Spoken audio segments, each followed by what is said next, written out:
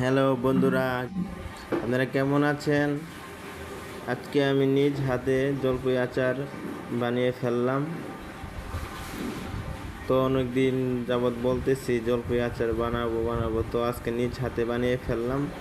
বাড়ি থেকে আমার মা বাবা অনেকগুলো জলপাই পাঠিয়ে দিয়েছিল, তো ওগুলো জলপাই দিয়ে জলপাই আচার বানিয়ে ফেললাম।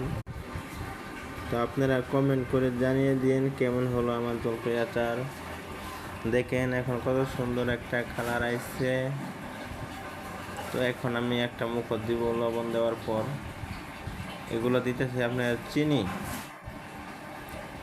যারা বাজারে ঘাটে বেছে সেকারেন দেয়, তো আমি সেকারেন দিলাম না, চিনি দিলাম।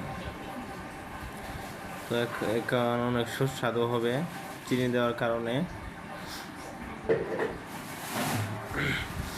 সরিষার তেল দিবেন, 12 মশলা দিবেন, 12 মশলার গুঁড়া দিবেন, আবার শুকনো মরিচ